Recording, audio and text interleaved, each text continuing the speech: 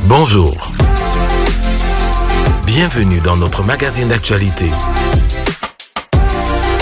Retrouvez des infos pratiques, des reportages, la vie de l'Église, des témoignages. Bienvenue à ICC Douala, le MAG. Fais-le avec moi. Répète encore. Je ne désire que toi. Je ne désire que toi. Je ne désire que toi. Je ne désire que toi. Je suis assoiffé. Assoiffé. Assoiffé. Mon âme soupire. Hadaka. Il soupire après toi. Bien-aimés, voici 4 raisons pour lesquelles nous devons tous appartenir à une famille d'impact. Premièrement, Dieu pense famille, raison pour laquelle il est appelé notre Père. Deuxièmement, les familles d'impact sont des lieux de croissance spirituelle à travers des temps de partage, d'exhortation, de prière, de louange et d'adoration. Troisièmement, les familles d'impact accueillent un nombre réduit de personnes, ce qui permet de mieux se soutenir et de porter véritablement les fardeaux les uns les autres.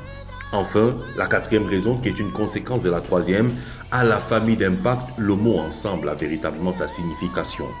On se connaît tous et on prend du plaisir à être ensemble. Pour illustrer les bienfaits d'une famille d'impact, nous vous proposons d'écouter le frère Olivier. Il témoigne de la faveur exceptionnelle qu'il y a d'aller à une famille d'impact, mais surtout de recevoir une famille d'impact à son domicile. Écoutons-le. Bonjour famille, nous rendons grâce à Dieu pour le privilège qu'il nous donne d'être ensemble dans sa maison. Nous bénissons son sang et pressionnons pour son amour. Donc je suis Tombon Olivier et je viens de donner le témoignage par rapport au fait d'avoir donné ma maison pour l'œuvre de Dieu. Donc d'avoir ouvert ma maison pour la famille d'impact. Alors que j'ai donné ma maison pour l'œuvre de Dieu, je me suis retrouvé à un temps où j'avais perdu mon travail. Et j'ai passé vraiment des temps vraiment compliqués, presque 1 an. Mais moi j'avais compris, parce que c'était un temps de travail et j'avais compris, j'étais là. Mais je ne dormais pas sans manger, Ma famille ne manquait de rien, bien que je ne travaillais pas, Dieu veillait quand même. Jusqu'à ce qu'un jour, alors que je suis à la maison, ma belle-maman, elle me dit que si je suis à la maison, elle me demande de sortir de la maison. Elle sort, elle me dit qu'elle veut me parler, mais elle ne veut pas qu'elle dise à sa fille. Je lui dis que bon, elle a quoi dire moi. Elle me dit que bon, je voulais te dire parce que je me suis d'abord rassuré. J'ai pris le temps d'aller moi-même chercher avant de t'appeler. Je lui dis que il y a quoi dire, explique-moi. Elle me dit qu'une de ses copines d'abord est venue lui dire que sa dernière fille qui est mariée là, à la maison où le mari de sa fille elle habite, c'est une maison qui est compliquée, c'est une maison où il y a les mauvaises choses au fait d'expliquer. Maintenant, qu'elle a compris, c'est elle allait elle-même chercher sur 2 places.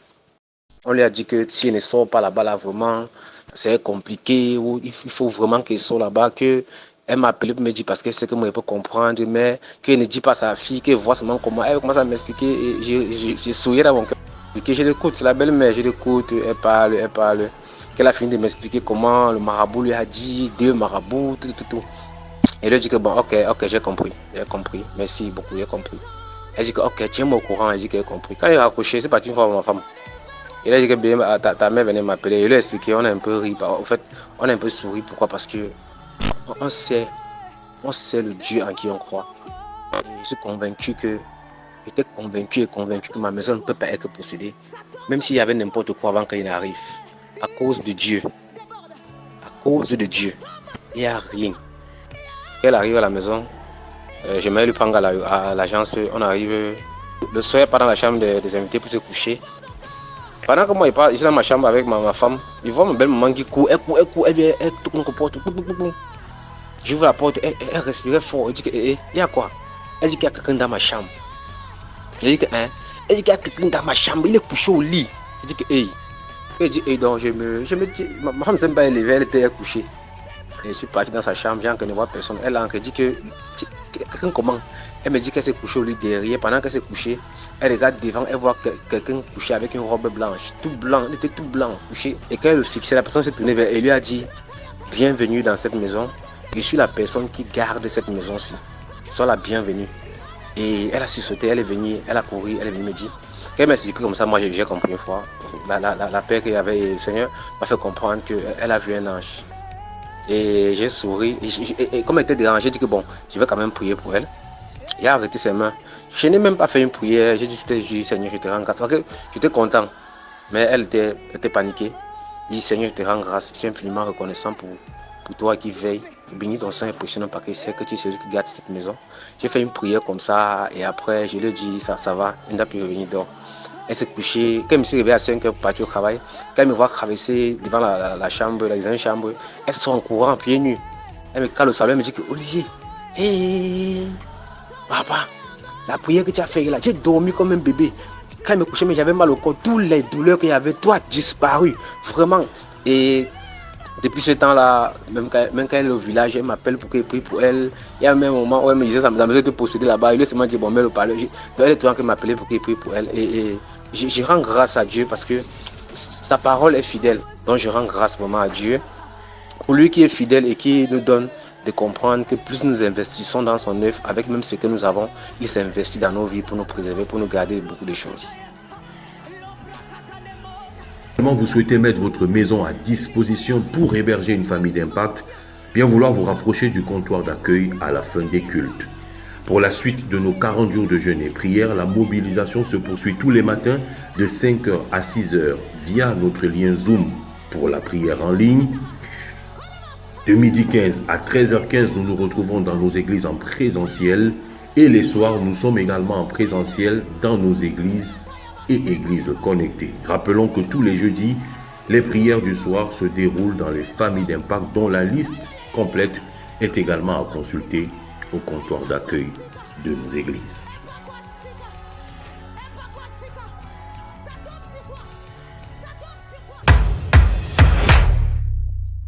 Vendredi 4 octobre 2024, à partir de 22h, se tient à ICC Douala une veillée de prière sur le thème « Sortir des prisons par le sang », tiré d'Exode 12, verset 13.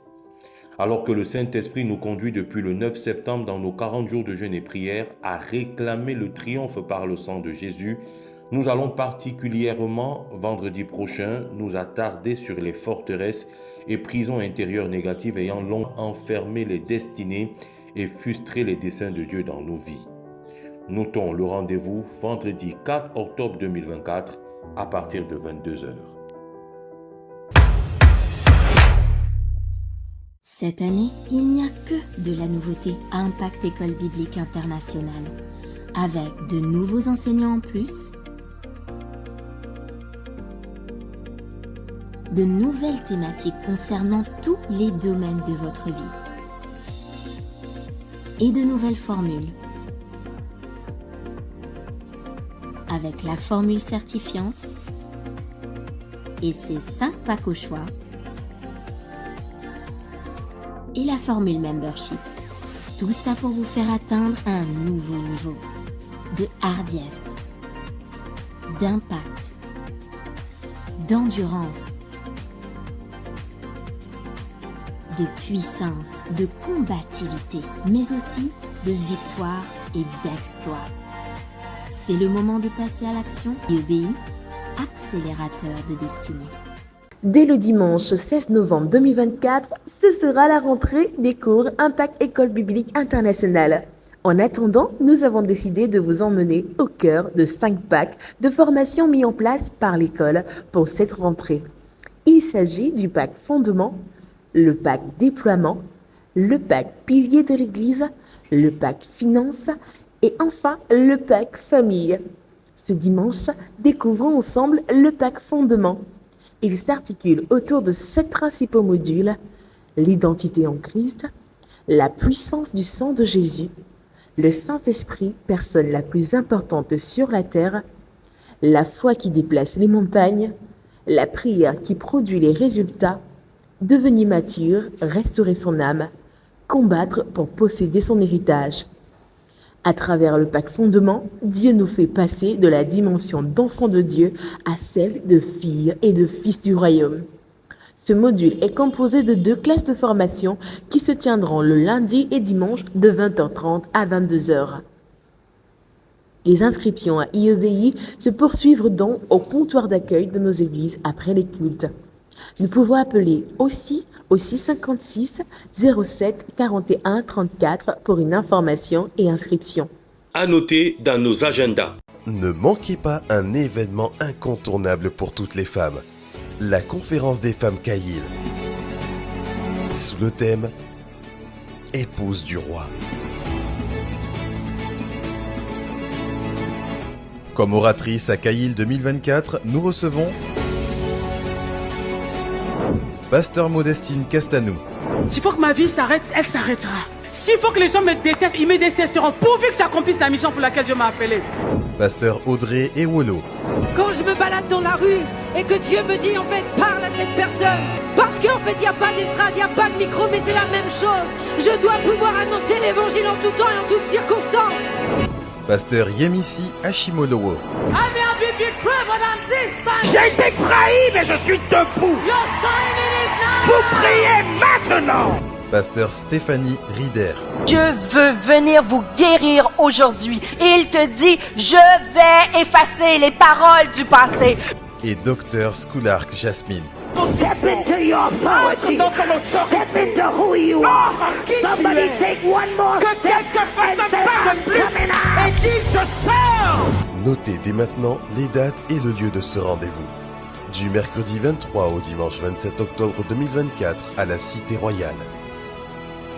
La conférence des femmes fortes, les Kaïl, édition 2024, sera retransmise en direct à ICC Douala et dans nos églises connectées. Préparons-nous. À noter dans nos agendas. Le ministère des femmes d'impact, en abrégé MFI, a le plaisir de convier toutes les femmes de ICC Douala à une importante rencontre qu'il organise le samedi 12 octobre 2024 à partir de 14h au campus de Bonapriso. La dite rencontre sera meublée par des échanges sur la vision du ministère ainsi que son cahier de charges pour 2025. Le MFI saisira également cette occasion pour accueillir spécialement toutes les femmes qui ont rejoint le ministère depuis janvier 2024. Les femmes seront ensuite intégrées dans les différentes plateformes du ministère. Rendez-vous le samedi 12 octobre 2024 à partir de 14h au campus de Bonapriso pour ce temps spécial entre femmes d'impact.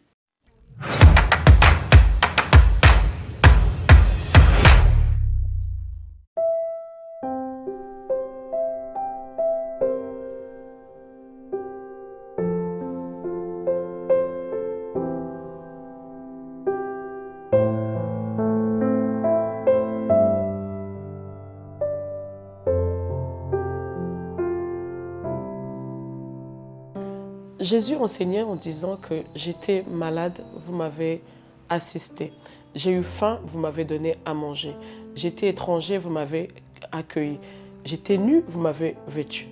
Et on lui pose la question de savoir à quel moment on t'a vu nu et on t'a vêtu, à quel moment tu étais étranger et on t'a accueilli, à quel moment tu as eu faim, on t'a donné à manger.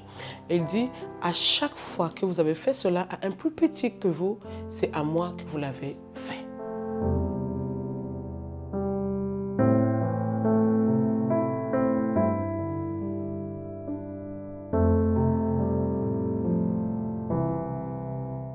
Le 12 septembre 2024, la ville de Yagua, située dans la région de l'extrême nord du Cameroun, a été frappée par des pluies diluviennes, et ce qui a entraîné la destruction des infrastructures. Aujourd'hui, comme conséquence directe à la suite de ces pluies, nous observons plusieurs familles sans abri, plusieurs enfants déscolarisés et sans vêtements. Nous observons également sur toutes ces populations un besoin alimentaire ainsi qu'un risque de propagation d'épidémies. En réponse à ce sinistre, nous allons mettre notre foi en action en faisant une main levée et nous comptons sur notre générosité pour faire du bien à celui qui a besoin d'assistance. À la suite de cet appel à dons lancé par nos pasteurs pour les populations victimes des inondations à Yagua, nous pouvons apporter nos dons en nature, vêtements, médicaments, denrées non périssables. Les personnes qui ont à cœur également de faire des dons en numéraire, c'est-à-dire en argent, peuvent le faire. Et pour tous ces dons, bien vouloir contacter le 6 99 88 41 78. Naï Kadare.